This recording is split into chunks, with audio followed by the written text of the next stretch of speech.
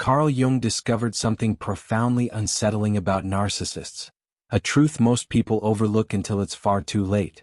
Contrary to popular belief, the narcissist doesn't fear abandonment. Their real terror begins the moment their victim starts to wake up. When that person begins to grow stronger psychologically, to question, to heal old wounds, and most importantly, to stop seeking the validation that once kept them trapped. At this point, a silent reversal occurs. Control begins to slip through the narcissist's fingers, and that's when their mask starts to fall. Jung observed that narcissists live to maintain an illusion of power. But what happens when that illusion is threatened by someone awakening to their true inner strength? They panic. And that panic triggers the beginning of a subtle, yet devastating, psychological war. Jung called this war a process of projected shadow. The narcissist projects onto others everything they cannot bear to face within themselves. Weakness, fear, failure, dependency. They mirror their unresolved trauma in the other. But what terrifies the narcissist most, according to Jung, is the emergence of what he called individuation. The moment an individual begins to become who they truly are, free from roles, masks, or the need for external approval. This individuation process is a direct threat to the narcissist because it reveals the truth they work so hard to hide from everyone, and from themselves, that their power was always built on a lie. From the moment the victim stops being submissive and starts living authentically, the entire game changes. And it's in this exact moment that the narcissist begins to prepare their final strike. A calculated emotional manipulation designed not to repair the relationship, but to destroy the newfound strength of the one who dared to break free. What Carl Jung called the inflated ego is not just a personality trait. It's a deeply damaging psychic structure that turns the narcissist into an emotional predator. For Jung, the inflated ego represents a psychological state in which a person builds an artificial identity based on superiority, grandiosity, and denial of any vulnerability. The narcissist doesn't just want to be admired. They need to feel in absolute control of how others perceive them, react to them, and feel around them. And this craving for domination doesn't come from confidence. It comes from an inner void the narcissist cannot bear to face.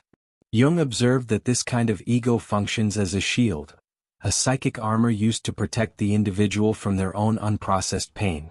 Beneath narcissism lies a fragmented soul, but instead of confronting their own darkness, the narcissist would rather manipulate others. That's why, over the course of a relationship with a narcissist, you feel drained, confused, emotionally exhausted. They don't feed on your love. They feed on your doubt, your insecurity, your life force. Control is their fuel. As long as you remain fragile, seeking approval, trying to understand what you did wrong, they remain at the top of the dynamic, feeling powerful. But that balance collapses the moment you begin to strengthen. When you realize you no longer need external validation and start trusting your own voice, something profound shifts.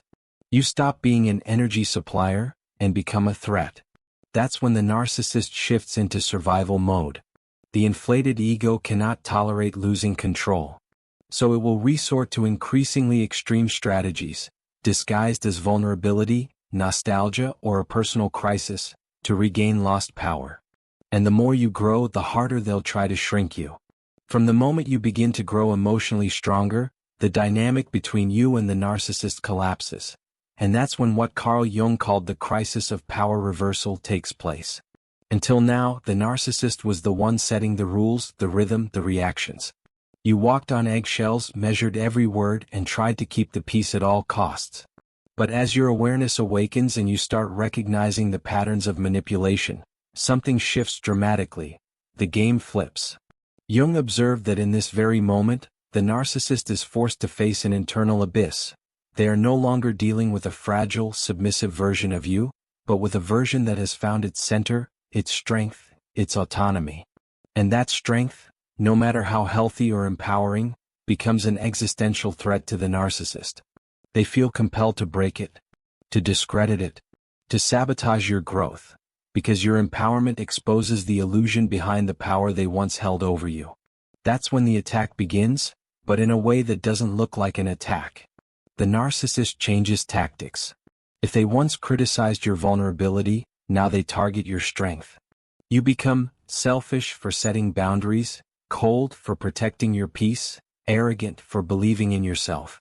Jung referred to this as strength shaming, the tactic of shaming someone precisely for the traits that reflect their healing. The narcissist will aim directly at the parts of you that have grown the most. Your courage, your independence, your emotional clarity. They'll make it seem like you're the problem now.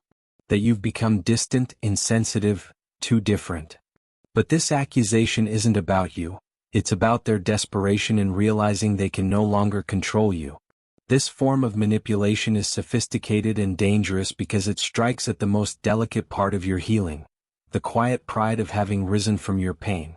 That's why this is the moment you must hold your strength more firmly than ever, because the narcissist will do everything in their power to turn your light into something you feel ashamed of. Few emotional blows are as effective as what Carl Jung identified as the shaming of the new self. This psychological mechanism is activated when the narcissist realizes that their usual manipulations, emotional blackmail, gaslighting, or direct criticism, no longer work. So what do? They shift strategies. Instead of attacking your weaknesses, they begin to attack your evolution. Your personal achievements, your autonomy, your voice, all the signs of your growth become the new target. But the attack doesn't come in the form of open confrontation. It comes disguised as nostalgia, sarcasm, or concern. Comments like, "You've changed so much," "You used to be more humble," or "This new version of you feels cold," are classic examples. Jung explained that this kind of projected shame has one single goal: to make you question the value of your own transformation. This process is extremely dangerous because it targets the most vulnerable part of anyone in recovery: internal doubt. Even after a long healing journey, there's still a part of you getting used to your new identity. There's still a quiet voice that sometimes wonders, am I going too far? Have I changed too much? Did I lose something along the way? And the narcissist knows this. They exploit that opening to try to plant guilt where there should be pride. And if you're not fully aware, you begin to yield. Maybe you apologize for becoming stronger, maybe you second-guess your decisions, maybe you start reshaping yourself to fit back into the narrative of someone who only knew how to love your wounded self. Carl Jung warned that this kind of manipulation is as subtle as it is devastating. It disguises itself as concern or affection, but its true purpose is to erode your confidence so that you surrender your newfound power. That's why protecting the new version of yourself is a spiritual act. A commitment to your own truth, even if it means disappointing those who only knew how to love the version of you that was still in pain. Among all the strategies Carl Jung uncovered in narcissistic behavior, one of the most cunning and emotionally treacherous is nostalgic manipulation. It's a subtle yet powerful tactic designed to destabilize your growth by making you doubt your own transformation.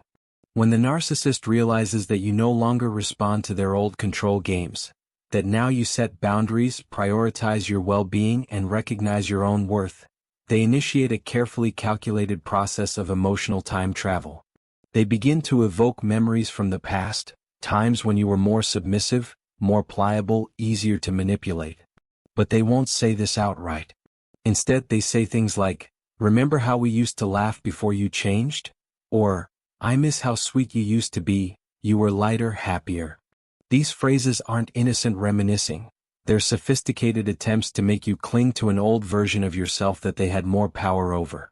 Jung called this induced emotional regression, a mechanism by which the manipulator tries to reactivate old patterns of behavior in you by using emotional memory as bait. And the most dangerous part? Sometimes it works. Because nostalgia has that power. It filters the pain, softens the abuse, and leaves us remembering only the sweet parts of a time that was, in truth, marked by suffering and submission. When the narcissist says they miss who you used to be, they're not missing your essence, your soul, or your light. They're missing your vulnerability, your dependence, your silence.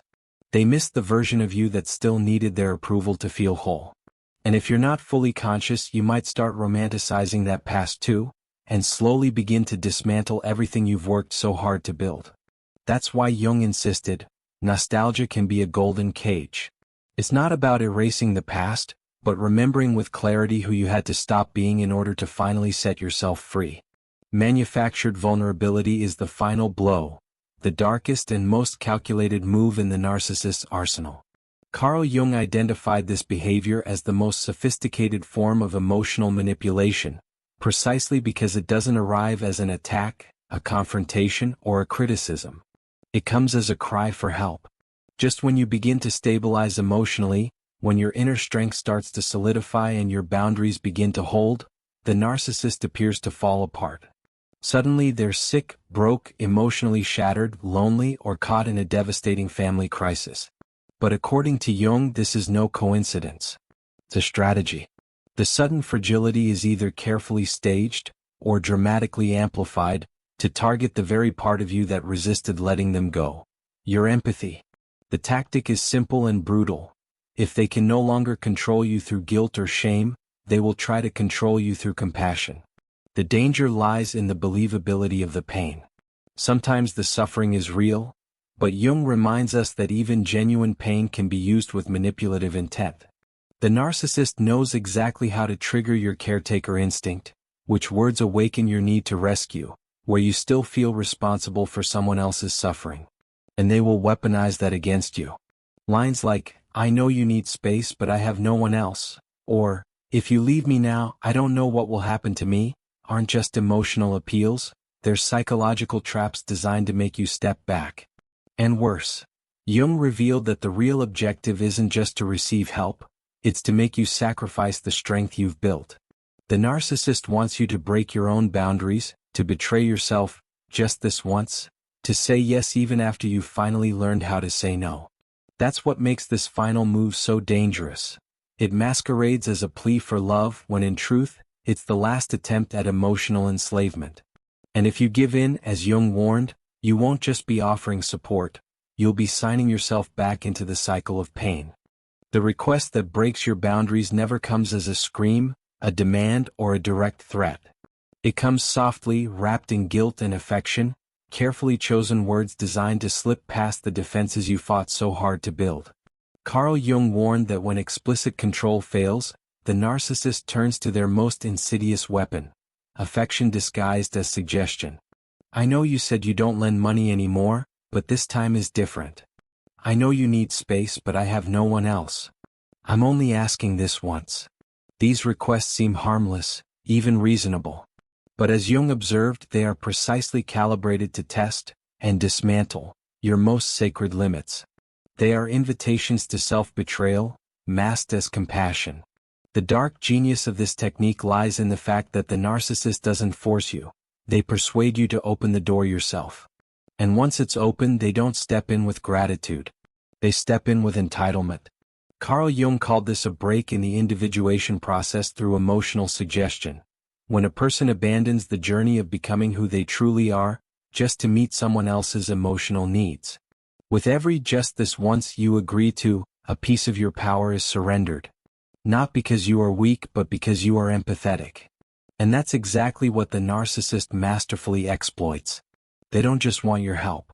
They want confirmation that they still matter more than your peace. They want to see how much of yourself you're willing to give up for someone who never did the same for you. What Jung teaches us is that boundaries are not walls against others, they are commitments to our own freedom. And when you say no, even with tears in your eyes and your voice shaking, you are saying yes to the most authentic version. The key to protecting yourself from narcissism disguised as vulnerability is not to harden your heart or deny love. It lies in cultivating what Carl Jung called differentiated compassion. This powerful concept redefines the way we offer care to others without losing ourselves in the process. According to Jung, differentiated compassion is the ability to feel deep empathy for someone while still recognizing that you are not responsible for saving them. It's a mature form of love, one that doesn't confuse connection with self-abandonment. Because, as Jung said, the privilege of a lifetime is to become who you truly are. And every time you sacrifice your truth to fix someone else, you move further away from that privilege. In the emotional battlefield with a narcissist, differentiated compassion becomes an invisible shield. It allows you to say, "I understand your pain but I cannot hurt myself to heal it." It allows you to witness tears without drowning in them. It allows you to hear pleas without bending to them. Because this kind of compassion sees the other with humanity, but refuses to be manipulated by a carefully crafted narrative. Carl Jung warned us that narcissists have an extraordinary talent for choosing which pain to show and exactly when to show it, which is why only conscious compassion can protect you from manufactured guilt. That awareness gives you back the right to say no with love, to set boundaries with presence, and to care for yourself without feeling like you're abandoning someone else. When you practice differentiated compassion, you don't close your heart, you simply learn how to keep it whole. And in that wholeness lies your true protection. What Carl Jung discovered, and what so many overlook, is that the fear the narcissist feels toward you is not really about you. It's about the reflection your strength casts back at them. The narcissist fears your autonomy because it exposes everything they refuse to face within themselves. Their own weakness, the absence of a true identity, the emptiness behind the inflated ego. When you begin to heal, to set boundaries, to trust your inner voice, something powerful happens. You become a mirror, forcing them to confront their own stagnation. And that's why they react with anger, emotional blackmail, or false vulnerability. They don't want you to stop loving them. They want you to stop loving yourself more than you love them. Jung called this the conflict between the repressed shadow and the emerging self. It's the moment when your light illuminates the darkness they've spent their whole life trying to hide, even from themselves. But here's the most transformational truth. The fear they project through attacks, sarcasm, or false crises is actually proof of your power. Because no one tries to destroy what doesn't threaten their illusion. Their desperation to reverse your growth isn't a sign that you're being cruel, it's a sign that you're becoming free. Jung said that true spiritual growth doesn't make us likable to everyone. It makes us non-negotiable to those who once fed on our insecurity. And when the narcissist realizes that they can no longer shape you through their gaze, the game ends. You are no longer their source of validation, guilt, or salvation. You are simply you, whole, conscious, sovereign. And that is what terrifies them most. Because in that moment, their mask falls. And your truth remains. True freedom, according to Carl Jung, is born in the moment you refuse to go backward on your growth journey, even in the face of the narcissist's most ruthless tactics. After all the manipulation, the power games, the attempts to pull you back into the past, there remains one essential choice: to surrender to fear and guilt, or to stand firm in your truth and inner strength. Jung emphasized that the narcissist's final manipulation, the so-called manufactured vulnerability, only works if you forget who you truly are. If you allow their crisis to make you question your worth, your progress, or your boundaries, you are handing your freedom back to someone who never respected it in the first place. But to resist is the ultimate act of power. Every time you hold your boundaries under pressure, every time you choose not to rescue the narcissist at the expense of your emotional health, you are reaffirming your autonomy and your sacred right to live authentically. Jung said it's not about being immune to manipulation, it's about recognizing it, naming it, and choosing your own path in spite of it. This means that no drama, no staged crisis, no emotional blackmail can undo what you've already claimed within yourself. That resistance is your real liberation, a living reminder that your life belongs to you alone.